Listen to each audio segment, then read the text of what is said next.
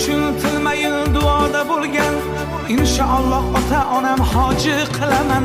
Yiqqan davlatimga to'ylar qilaman.